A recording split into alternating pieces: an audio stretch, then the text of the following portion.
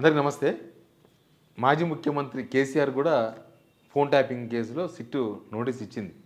కానీ చాలా భయంగా నోటీస్ ఇచ్చినట్టు కనిపిస్తుంది. ఆ నోటీసులో రాసిన రాత, లేకపోతే కేసీఆర్‌కి ఇచ్చిన ఛాన్సు, తర్వాత ఇవన్నీ చూస్తే అంత భయపడుతూ ఎందుకు విచారణకు పిలిచారనేది అర్థమైతే లేదు. సరే, వాళ్ళు ఇచ్చిన కండిషన్స్ ఏంటి, దానిలో వాళ్ళు పెట్టిన మ్యాటర్ ఏంది, అవన్నీ కూడా నేను మీకు విత్ సిట్ నోటీస్‌తో సహా చూపిస్తాను నేను.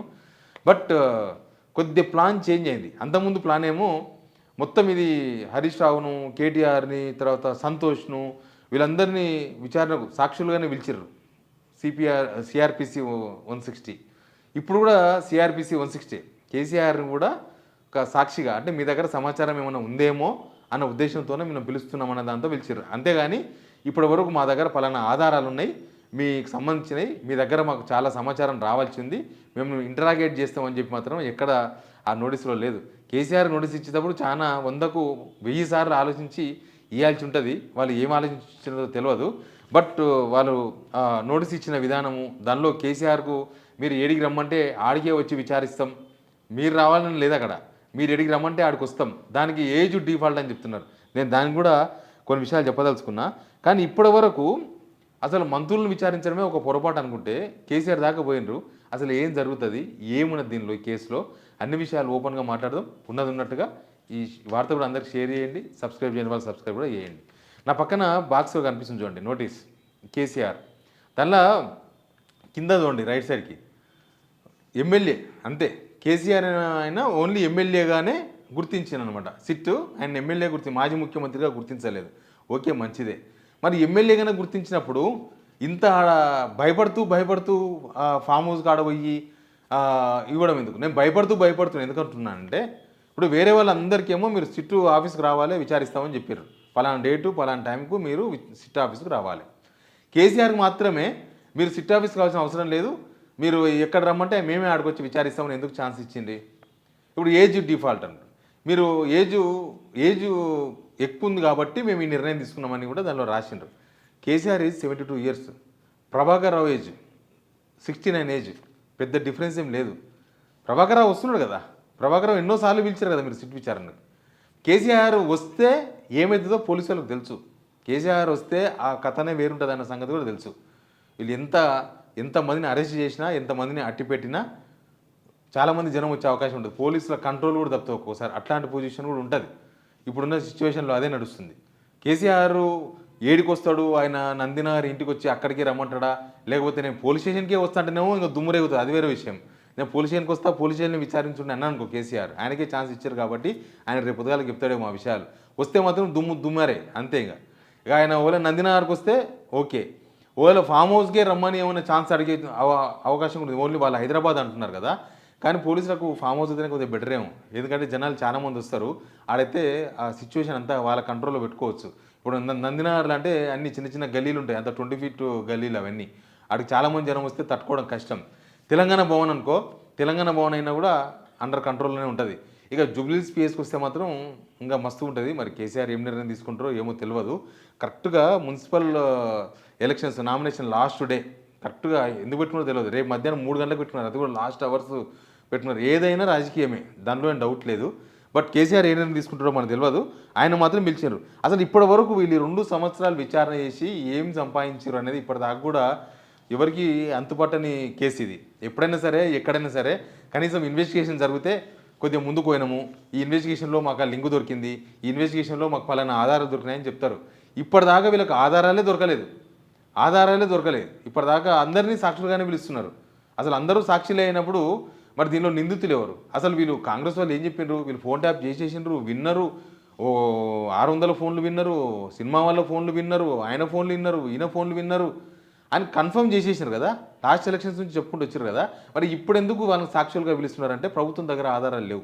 ఇప్పటిదాకా ఏమి సేకరించారు. సిట్టు దగ్గర ఏమైనా ఉంటే ఖచ్చితంగా అరెస్ట్ చేసేవాళ్ళు. కవితను ఢిల్లీ లిక్కర్ స్కామ్ కేసులో అరెస్ట్ చేయలే, వచ్చి ఇదంతా తమాషా చేసుకుంటూ ఉన్నారా ఈడీ వాళ్ళు? నోటీసులు ఇచ్చి వస్తావా రావా, ఓ రామచిల్క, లేకపోతే ఎప్పుడు వస్తావా అని మనం మాట్లాడుకుంటున్నారా? వేసుకొని పోయిన గట్టే ఉంటుంది. ఈడ కూడా అంతే ఉంటుంది. ఇప్పటిదాకా ఇంత దూరం కూడా వచ్చే అవకాశం లేదు. ఈడ పోలీసులు పాపం ఇప్పుడు ఎవరైతే సిట్టు సజ్జనార్ గారు, వీళ్ళు ఆయన ముఖ్యమంత్రిగా ఉన్నప్పుడు ఆయన కళ్ళలో కళ్ళు పెట్టి కూడా చూసిరో లేదో నాకు తెలియదు. కానీ ఇప్పుడు కళ్ళల్లో కళ్ళు పెట్టి ఆయనను విచారించే ధైర్యం కూడా తెచ్చుకోవాలి పోలీసులు, చాలా అవసరం దానికి. ఎందుకంటే కేసీఆర్ కళలో కలిపెట్టుకోవాలంటే కొంచెం ఉంటుంది. మేము ప్రెస్ మీట్లో కొత్తాం కదా, అంత ఈజీగా ఉండదు ఆ సిచ్యువేషను. సరే, అసలు కేసీఆర్ని పిలిచే కన్నా ముందు వీళ్ళు ఈ కేసు మొత్తం నీరు గార్చి పడేసిండ్రు. నీరు గారిపోయింది, కార్చిచ్చినాకనే కారిపోయింది. దాన్ని ఏమీ లేని దగ్గర ఎండమావి అంటారు చూడు, ఎండమావిని చూపించి సముద్రంలా కనిపిస్తుంది, అట్లా అయిపోయింది ఈ కేసును. వీళ్ళకి సాక్షులుగా నోటీసులు ఇచ్చేమో, వీళ్ళు నిందితులుగా టీవీలలో బ్రేకింగ్లు, పేపర్లలో వార్తలు, ఎన్ని లీగుడు వార్తలు. సంతోష్ పోతే సంతోష్ చెప్పేసి అన్ని విషయాలు చెప్పేసి దొరికిపోయాడు. కేటీఆర్ చెప్పేసిండు. ఇప్పుడు కేసీఆర్ వస్తారు, రాయమని చెప్పండి చూద్దాం లీకు వార్తలు ఏం రాస్తారో కేసీఆర్ దగ్గర. కేసీఆర్ వచ్చినప్పుడు లీకు వార్తలు రాస్తే ఆయన చూసుకుంటాడు.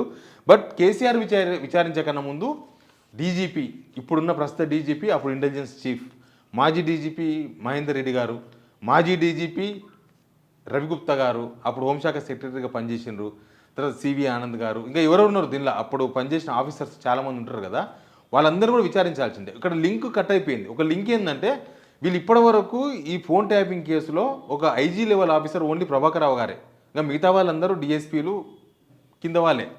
ఈ కింది వాళ్ళంతా ఏం చెప్తున్నారు, ప్రభాకర్ రావు గారితో సహా ఏం చెప్తున్నారు, మాకు మా బాసులు చెప్తే ఈ నెంబర్ ట్యాప్ చేసామని చెప్తున్నారు. ఇది మా డ్యూటీ, మేము వినాలి కదా, మేము చెయ్యాలి కదా ఇవి.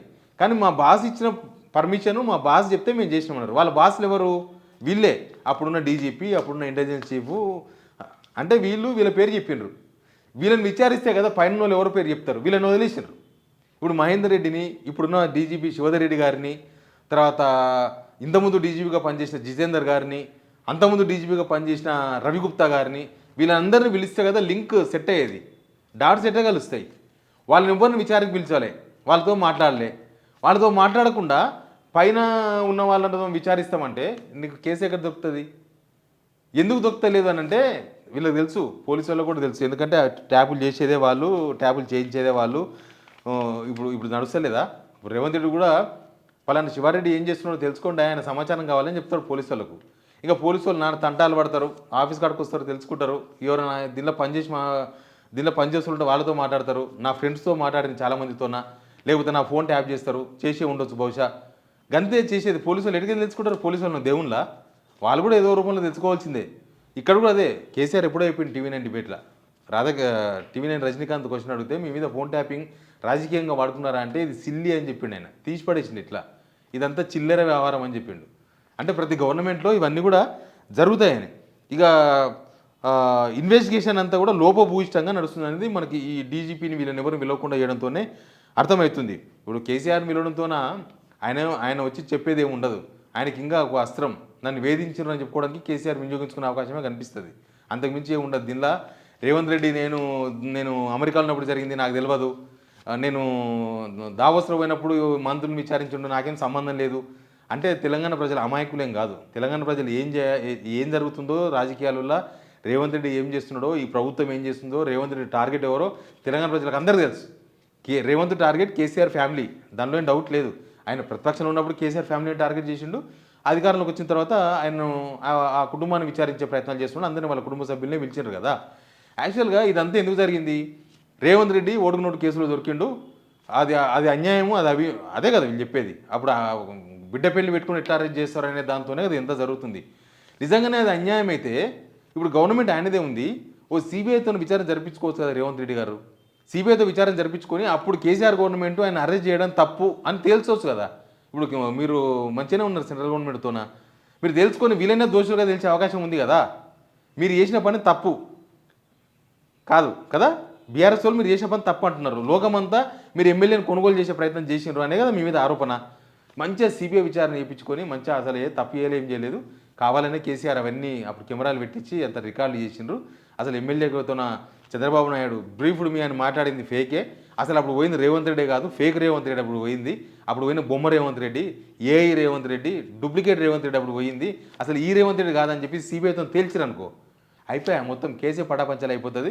నిజంగానే కేసీఆర్ దోషం మిగిలిపోతాడు. అప్పుడు మీకు మంచి ఛాన్స్ రేవంత్ రెడ్డి గారికి ఇది వాడుకోనికే. ఇప్పుడు ఆయన ముఖ్యమంత్రి ఉన్నాడు కాబట్టి అవసరమైతే దాని మీద సిట్ అయ్యండి. దాని మీద సిట్ వేసి నేను అన్నా కదా ఇదంతా డూప్లికేట్ అని తెలుసండి, మీరు ఎమ్మెల్యేకు పైసలు ఇస్తా అన్నది చంద్రబాబు మాట్లాడుతా అంతా ఫేక్ అని తెలుసండి, మీ చేతుల్లో ఉంది కదా. అంటే అది ఫేక్ కాదు అన్న సంగతి మీకు కూడా తెలుసు కాబట్టి సిట్ చేయలేదు, సిబిఐ ఎంక్వైరీ అడుగుతలేరు, ఏం అడుగుతలేరు అనేది కూడా క్లియర్గా అర్థమైంది. ఇప్పుడు కేసీఆర్ను ఇప్పుడు సాక్షిగా పిలిచిండ్రు. ఇప్పటికే అప్పుడు చూడలేదా మనం కాళేశ్వరం గంట సేపు ఉంటేనే మొత్తం ప్రభుత్వం అంతా స్ట్రక్ అయిపోయింది. గంట సేపు 1 అవర్ స్ట్రక్ అయింది. పరిపాలనా వ్యవస్థలన్నీ ఆగిపోయినాయి. అంతా కేసీఆర్ దిక్కే చూసారు. పోలీసులు మొత్తం ఎక్కడో వాళ్ళు అక్కడనే. ఇప్పుడు మరి ఉగానే ఆయన పోలీస్ స్టేషన్కి వస్తా అంటే మాత్రం సమ్మక్క సారక్కకు పోయిన పోలీసులు కూడా రావాల్సి వస్తుంది వాపస్. వాళ్ళని కూడా పిలిపించి భద్రత పాటించాల్సి వస్తుంది. ఎక్కడి నుంచి వస్తారో జనాలు, ఏ నుంచి వస్తారో, మీరు ఎంతమంది అరెస్ట్ చేసినా. బట్ కేసీఆర్ ఏం డిసిషన్ తీసుకుంటారో తెలియదు. కానీ ఇక్కడ ఈ కేసులో జరిగింది ఏంది, జరుగుతున్నది ఏంది, దీనిలో ఉన్న పాలిటిక్స్ ఏంది, ఇప్పుడు కేసీఆర్ నోటీస్ ఇవ్వడంతోన మొత్తం కేసు లాస్ట్కి వచ్చినట్టే కదా. ఇంకా కేసీఆర్ లాస్ట్కి వచ్చినట్టు. ఎవడన్నా కేసు లాస్ట్కి వచ్చిన దాకా నీకు ఆధారమే దొరకదా? ఆధారాలు ఉంటే దొరుకుతాయి, లేని కాడ ఏడ దొరుకుతాయి? అది పాయింట్, ఇక్కడ ఉన్న పాయింట్. ఎనీవే మీరేమనుకుంటున్నారో మీరు కూడా కామెంట్ బాక్స్లో చెప్పండి. Please subscribe.